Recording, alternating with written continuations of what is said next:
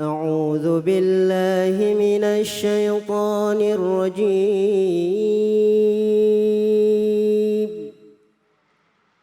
بسم الله الرحمن الرحيم.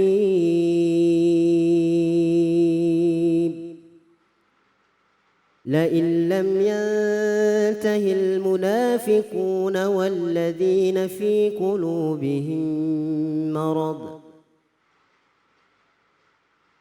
قلوبهم مرض والمرجفون في المدينة لنغرينك بهم ثم لا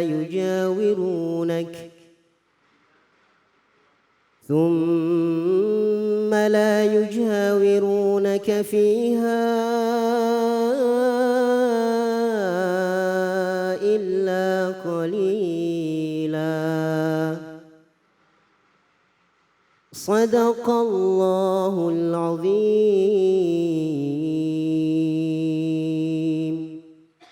Sadaqallahul Azim. Alhamdulillah, terima kasih banyak Ustadz Salman yang telah membacakan surah Al-Ahzab ayat 60. Langsung saja, tidak berpanjang waktu, kita simak kajian tafsirnya bersama dengan guru kita, Ustadz Tiun Kamaluddin. Fadhol Ki. Terima kasih Ustaz. Assalamualaikum warahmatullahi wabarakatuh. Warahmatullahi wabarakatuh. Alhamdulillahi rabbil alamin. Wal aqibatu lil muttaqin. Wala udwana illa ala zalimin. Ashhadu an la ilaha illallah wahdahu la syarika lah. Wa ashhadu anna sayyidana wa nabiyyana wa maulana Muhammadan abduhu wa rasuluhu la nabiyya ba'dah. Allahumma salli wa sallim wa barik ala hadhan nabiyil karim wa ala alihi wa sahbihi wa man tabi'ahum bi ihsanin ila yaumiddin, amma ba'd. Hadirin rahimani wa rahimakumullah, jamaah yang dirahmati Allah, pemirsa yang berbahagia.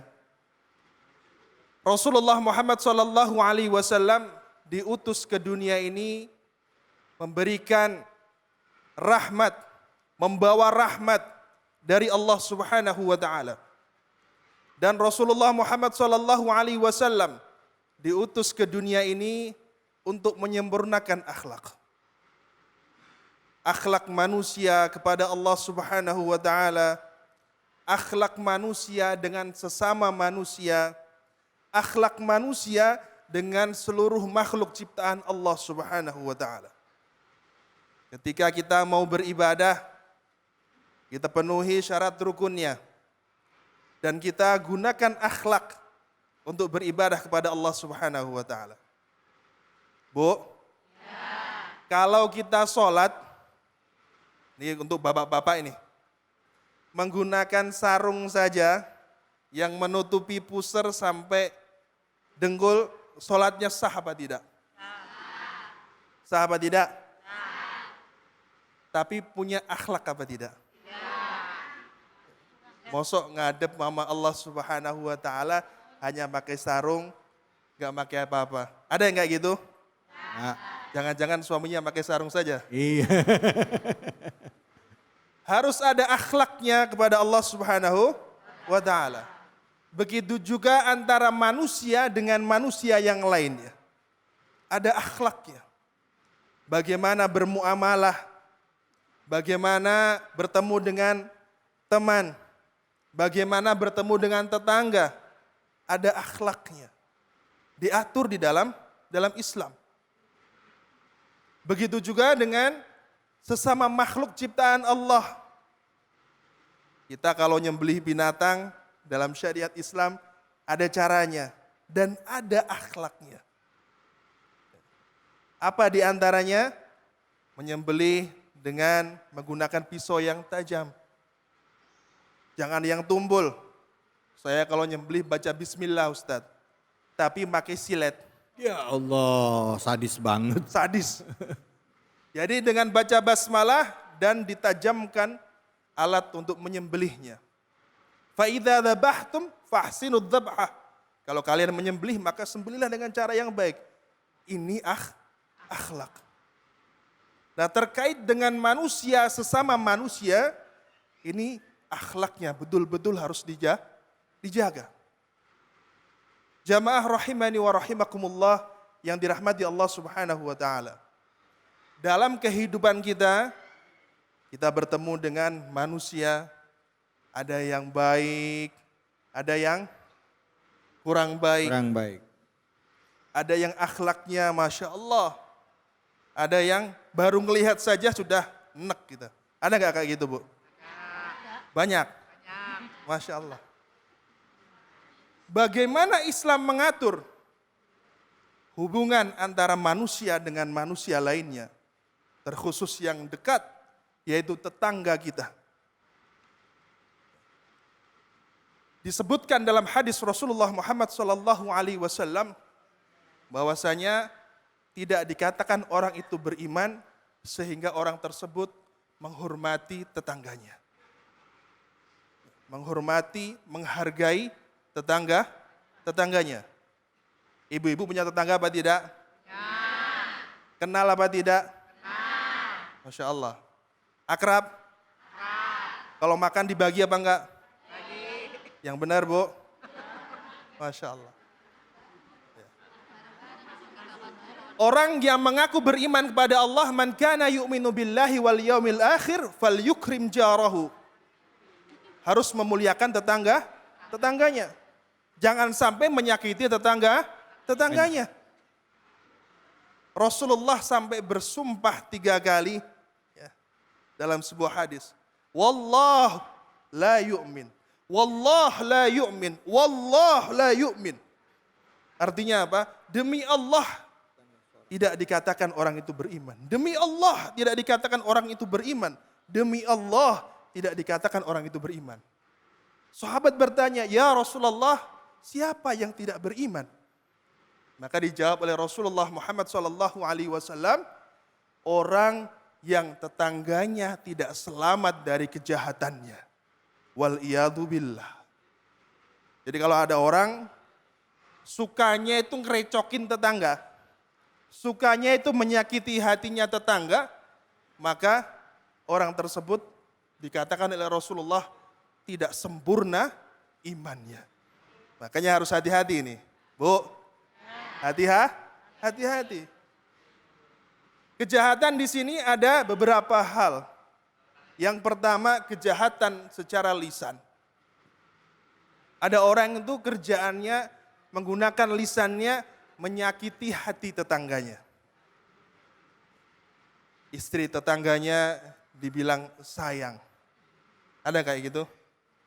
Yang barusan kita lihat di video, Masya Allah, ya, ada istri tetangganya dibilang sayang. Ya marah.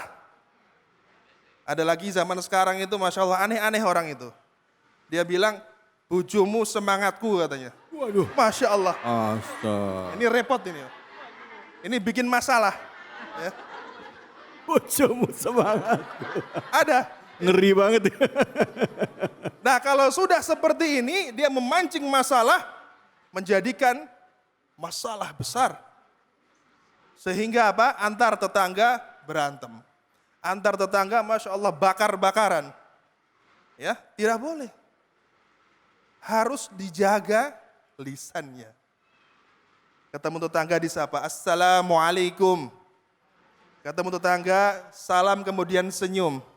Bu, Pak, kita punya saudara tetangga lagi. Apa kata Rasulullah? Tabassumuka fi wajhi akhika sadaqah. Senyum kalian untuk saudara kalian adalah sedekah. Ketemu mau ke pasar, Bu, senyum dulu. Tapi senyumnya jangan kebablasan. Ya. Dari rumah sampai pasar senyum mulu. Masya Allah. Nah ini yang pertama ya. Yang kedua, kejahatan dari perbuatan kita. Ini juga mesti diperhatikan. Jangan sampai tingkah laku kita, perbuatan kita menyakiti tetangga kita. Contohnya bagaimana? Bagaimana Bu? Contohnya bagaimana? Misalnya Bu, yang simpel-simpel gimana?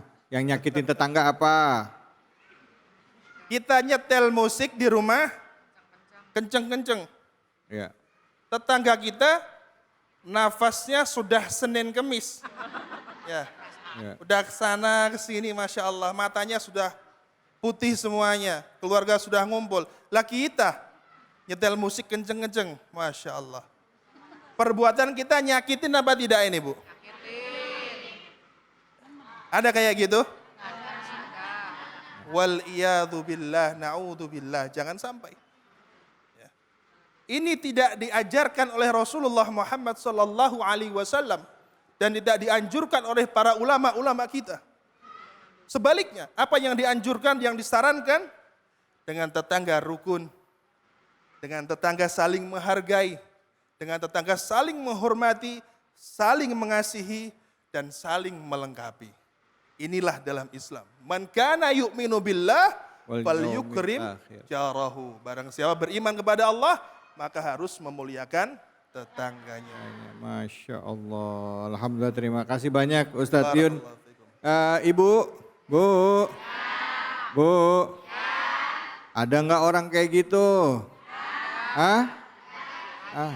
Mana orangnya? Orangnya nggak ada di sini di rumah ya? Ya, itu musik itu baru sebagian kecil contoh ya. Ada yang mau nanya nggak? Mungkin mau, ya silakan Ibu. Bismillahirrahmanirrahim. Bismillahirrahmanirrahim. Assalamualaikum warahmatullahi wabarakatuh. Waalaikumsalam warahmatullahi wabarakatuh. Nama saya Parwati dari Majelis Taklim Al-Hikmah Villa Mutiara Jaya, Cibitung, Bekasi. Saya mau menanyakan, tadi Pak Ustadz mengatakan bahwa kejahatan itu ada sebagian dari lisan ya.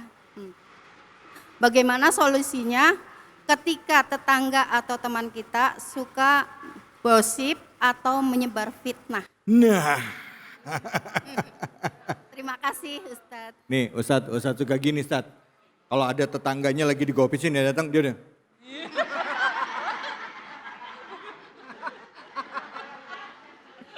Lagi melotot-melotot orangnya datang langsung. Masya Allah. Silakan Ustadz Fadil. Baik,